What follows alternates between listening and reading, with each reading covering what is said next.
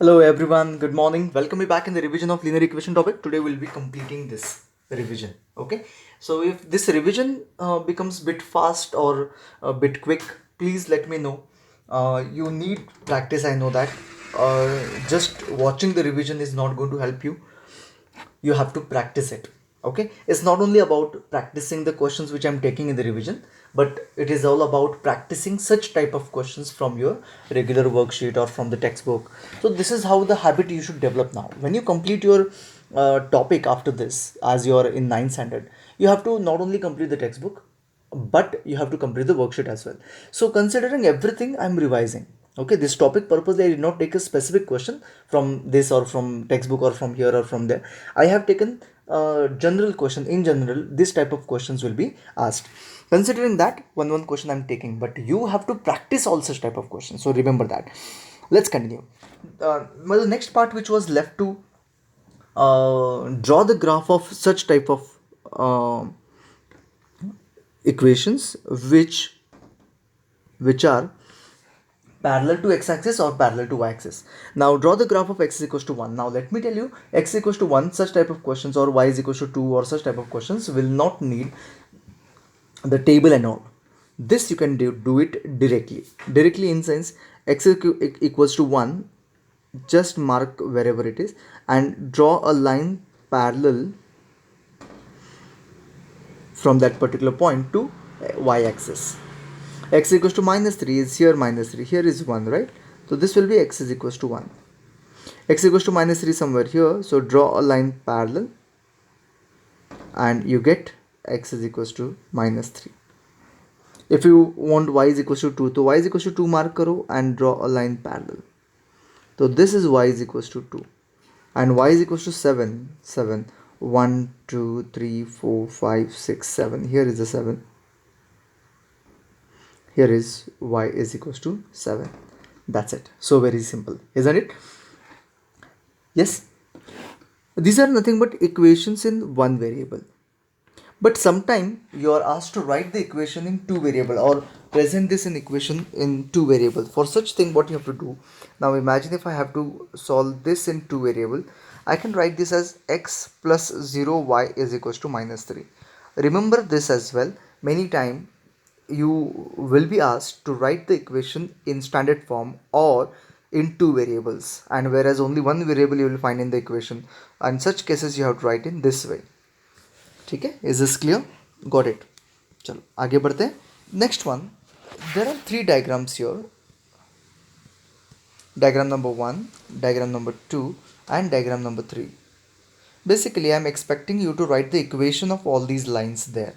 So in the first question, the equation of line number A and line number B I am expecting from you, and in second equation line number, यहाँ पे मैं कुछ नाम देता हूँ, P Q R and S, इन सब का equation आपको लिखना है. ओके, तो you have to understand the equation. तो कैसे अंडरस्टैंड करते हैं? तो many time this kind of questions are asked, write the equation of lines and these are parallel to some y axis and all. So when it is parallel to some of the axis, any of the axis x or y, just mark where it is intersecting. Now it is intersecting at this point. What is that? And that is the equation. That point is the equation. The point is on the x axis, so therefore x, isn't it, is equals to 1 2 3, and that's the equation of line. So very simple. Similarly, B point, if I want, so where the point line is intersecting is this particular point. What is that? 3. And what is that equal to 3? Y is equal to 3, and that's what the equation of line is. So very simple, isn't it? Okay, so you can predict the equations of PQRS easily. Please comment, because I want to see how many of you are actually watching it. Otherwise I'll do it, no problem. Okay, anyway, I'll do it. P is intersecting this, which axis is that? Y. So y is equals to 1 2 3 4, so it is minus 4. Q is intersecting, of course, x axis, here it is, right? So it is 2, so x is equals to 2. R is also intersecting x axis, so it is here, it is minus 2, so x is equals to minus 2. Okay, understand. And S is equals to S is intersecting y axis at 3, so y is equals to 3, and these are the equations of those lines which I am expecting. Okay, in diagram number 3, here in the diagram number 3, there is a rectangle ABCD. So these are not lines, you will say, but let me tell you, these are also lines. So you are asked to write the equation of, I'll write the question here, write the equation of sides of rectangle. Okay, so sides of rectangle मतलब A B का equation लिखना है, A D का and B C का and all, ठीक है। तो पहले देखते हैं डी सी का इक्वेशन। तो ये कुछ अलग नहीं है इस क्वेश्चन इन 1 and 2 से, सेम है, बस यहाँ पे लाइन दिखाई नहीं दे रही है, but basically that will also give the और रिप्रेजेंट द सेम इक्वेशन। यहाँ पे क्या आता है 1 2 3 4 5 6, so where it intersect, it is at x axis it is intersecting and at 6, so x equal to 6 is equation of DC। Equation of AD देखते हैं, AD का equation, AD intersect over here, it is y is equals to 1 2 3, y is equal to 3, it is intersecting, so this is the equation of AD। AB का equation देखते हैं, AB का check करो, AB का equation, तो AB का equation I will be writing maybe x is equals to, right, तो this is x is equals to 1 2 3, so that is -3, and here is the equation of AB, right? But what we are left with is nothing but BC. BC will have equation of x-axis because it is x-axis itself. So equation of x-axis, I told you y is equal to 0. If you don't understand, chalo, same way like other equation you tell me, this is the line where it intersect y-axis at what point 0, so y is equals to 0. So these are the equation, ठीक है। equation of x-axis is y is equals to 0 and equation of y-axis is x is equals to 0. So that's it, simple. Now word problem we have to discuss after this quickly. Three basic word problems are there that if you remember, other things are easy for you. So other things you can easily prepare all by yourself, but I will be taking revision of these three word problem. One is taxi fare wala question, second is degree to Fahrenheit conversion, and third is proportional, some concept or some quantity is proportional to the other quantity, like in the physics. So chalo dekhte hain one by one, these are the questions taken from the textbook itself. So let's read the question one by one. If the work done by a body on an body on application of the constant force is constant, is directly proportional to the distance traveled by the body. So work is, try to understand, work done is directly proportional to the distance, displacement, ठीक है। Express this equation and you are given a constant as 5 unit, तो ये है constant। तो I tell you just simply, देखो ये लिखो, work done is directly proportional to the displacement, ठीक है। This directly proportional sign you can write as equal to sign by taking some constant into S, ठीक है। What is that constant given, it is nothing but 5, तो work done is equals to 5 into S. अरे ये 5 and S is looking similar, okay, this is 5 into S, ठीक है।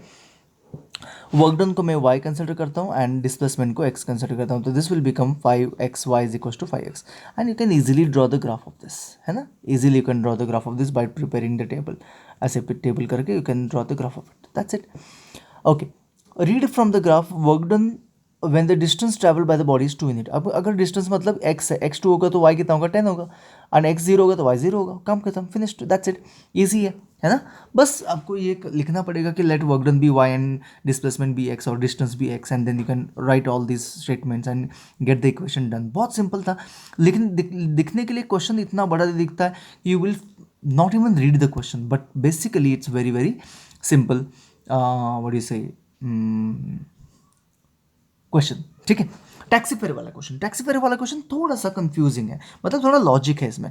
देखो क्या बोलता है टैक्सी फेयर वाला question, the taxi fare in the city is as follows, for first kilometre, 1 kilometre के लिए it is always 8, and for the subsequent distance मतलब after that 5 rupees per kilometre, ठीक है। 1 किलोमीटर के लिए 8 होता है। ऐसे क्यों होता है, क्योंकि कोई कोई लोग क्या करते हैं, टैक्सी में बैठते हैं, आधा किलोमीटर ही जाते हैं। अभी आधा किलोमीटर जाने के लिए उस टैक्सी वाले को अननेसेसरी टाइम वेस्ट हो जाता है उसका, ठीक है, आधा किलोमीटर जाने के लिए। तो उसने वो क्या करता है, आधा किलोमीटर हो कितना भी किलोमीटर बैठ गए मतलब 8 शुरू हो जाता है, ₹8 शुरू हो जाता है। ऐसे आपने देखा भी होगा रिक्शा में वगैरह, ऐसे होता है, ठीक है। Anyway, taking distance covered as x, मतलब distance is equals to x kilometre, and total fare is ₹y, ठीक है। तो देखते हैं, अगर डिस्टेंस x से 1 किलोमीटर x किलोमीटर है, तो उसमें से फर्स्ट किलोमीटर के लिए ₹1 8 होगा। एंड आफ्टर दैट मतलब 1 किलोमीटर कम हो गया x में से, तो x माइनस 1 किलोमीटर के लिए ₹5 पर किलोमीटर। ये क्या लिख रहा हूँ मैं? ठीक है, मतलब क्या होगा, टोटल फेयर कैसे हम लोग कैलकुलेट करेंगे? अगर इमेजिन करो उसने 16 किलोमीटर गया, तो पहले किलोमीटर के लिए 8 रुपये एंड बचे हुए 15 किलोमीटर के लिए 5 रुपये, ऐसे हम लोग कैलकुलेट करेंगे। Am I correct? तो वैसे ही यहाँ पर भी हमें कैलकुलेट करना है। तो यहाँ पे कैसा होगा, पहले किलोमीटर के लिए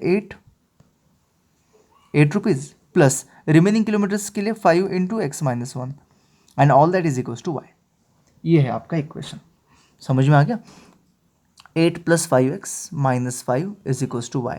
तो वाई तो ऑलरेडी आइसोलेटेड, तो I don't have to worry. 5x minus plus 3, 8 minus 5 3 is equals to y. ये आ गया आपका इक्वेशन, काम खत्म हो गया। दैट्स इट, ईजी है, बहुत सिंपल है, याद रखना पड़ेगा बस ये कैसे किया, कैसे आया। ठीक है, यही टैक्सी फेयर की जगह पे आपको लाइब्रेरी के बुक के भी चार्जेस हो सकते हैं। Like in a library the rule is for first 3 days it is this much and for after that it is ₹2 per day and all, ऐसे भी हो सकता है। तो आपको वो क्वेश्चन समझ के उसको सॉल्व करना है, that's it. And last one is nothing but this degree and Fahrenheit. Degree and Fahrenheit वाला क्वेश्चन बहुत बहुत सिंपल है बस, लेकिन आपको डायग्राम या फिर ग्राफ ड्रॉ करना थोड़ा सा डिफिकल्ट जाता है, तो इसलिए मैं बस ग्राफ ड्रॉ करता हूँ। देखते हैं हमें करना क्या है, कुछ नहीं, एफ को वाई कंसिडर करना है एंड सी को एक्स कंसिडर करना है एंड आपको बस इस इक्वेशन को ठीक से लिख लेना है। तो y is equal to 9/5x plus 32। अब इसका ग्राफ ड्रॉ करना है। अभी आप बोलोगे तो बहुत वियर्ड दिख रहा है इक्वेशन, कुछ वियर्ड कुछ नहीं है, डायरेक्टली आप इसको लिख सकते हो, सॉल्व कर सकते हो। तो x है, y है, हम लोग x चूज़ करेंगे, x के लिए 0 चूज़ किया तो y 32 आएगा। आपको लगेगा कि बहुत बड़ा नंबर आता है, but it's okay, let it be, no issue at all. 32 आता है, तो x इज इक्वल टू, अगर मैंने 1 पुट किया तो प्रॉब्लम होगा क्योंकि फ्रैक्शन में आएगा, तो दैट इज़ नॉट ओके। तो 5 पुट करते हैं, x इक्वल टू 5 किया तो 5 9 प्लस 32 कितना आता है, 41। ठीक है, x इज इक्वल टू, मैंने अगर इमेजिन 10 पुट किया विच इज़ मल्टीपल ऑफ 5, तो 18 प्लस 32 50 60, 18 प्लस 32 50 आएगा, 50। Okay, is that done, is this clear? तो अभी करना क्या है, कुछ नहीं, सिंपल सा ग्राफ ड्रॉ करना है। ये करेक्ट है ना?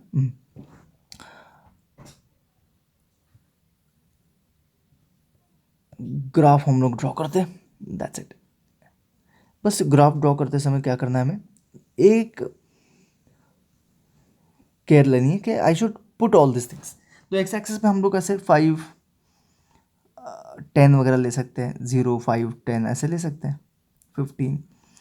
एंड वाई एक्सिस पे हम लोग क्या करेंगे, वैसे ही करेंगे, 0 5 10 50 तक चाहिए ना हमें, लेकिन हाँ चलो ठीक है, फिर यहाँ पे 10 20 30 40 एंड 50 ऐसे ले सकते हैं if you want. 0 it goes to 32, आपके इस पे ये पॉइंट होगा, है ना? देन 5 गोज़ टू 41, 41 मतलब एक लाइन ऊपर ऐसे यहाँ पे होगा, एंड 10 इज इक्वल टू 50 मतलब डायरेक्टली यहाँ पे होगा। तो it's very simple, we have this is a straight line, that's it, graph is done. ये बहुत सिंपल है ना? बहुत सिंपल है, लगने के लिए डिफिकल्ट लगता है लेकिन है बहुत सिंपल। चलो हो गया, दैट्स इट। एक क्वेश्चन हमें जो नॉर्मली टेक्स्ट बुक में नहीं लेकिन पूछा जा सकता है, that is when F and C are equal. So when F and C are equal, at what degree F and C are equal? तो I need F is equal to C. तो हम लोग क्या करेंगे, एफ की जगह पे सी put करेंगे या फिर सी की जगह पे एफ पुट करेंगे। ठीक है, दैट्स इट। तो सी, एफ की जगह पे सी पुट करते हैं, C is equal to 9/5 into C plus 32। C वाले टर्म से एक तरफ लाते हैं, ये एक्स जैसा है, एक्स जैसा है। ठीक है, तो इसको बस सॉल्व करेंगे एक्स जैसे, सी वाले टर्म से एक तरफ लाते हैं, C minus 9c/5 is equal to 32। तो इसको क्रॉस मल्टीप्लाई करते हैं, तो 5c minus 9c/5 is equal to 32। 5 को उधर शिफ्ट कर लिया ऊपर आएगा -4, तो -4c is equal to 32 into 5। तो 32 इंटू 5 कुछ भी हो सकता है, there is no problem, but c is equal to 32 into 5 by -4। तो ये तो आंसर ऑफकोर्स नेगेटिव आएगा, 4 8 जा एंड 40, तो 40 degree Celsius is my answer. So if I put 40 degree as C, F also -40, sorry, -40 at C, I get F is also -40. You can check it and verify. We have done this question, I remember that. तो that's it, हो गया आपका topic, the end. लेकिन topic मेरी तरफ से मैंने revise किया है, आपको 100% इसको क्या करना पड़ेगा, सॉल्व फिर से करना ही पड़ेगा. You have to practice it. ठीक है, तो हमने पॉलिनोमियल जैसा टॉपिक या फिर linear equation, sorry number system जैसा टॉपिक हमने कंप्लीट कर दिया है. लीनियर इक्वेशन को आपको, लेकिन ग्राफ है, मैं कुछ नहीं कर सकता, आपको प्रैक्टिस करना ही पड़ेगा. ठीक है, तो ग्राफ की प्रैक्टिस करो. क्वेश्चन सॉल्व कैसे करने मैंने तो बता दिया फर्स्ट वीडियो में, और इसी वीडियो में हमने वर्ड प्रॉब्लम वगैरह सब कुछ डिस्कस कर लिया. That's it. तो thank you so much. Bye bye. See you tomorrow with the science revision.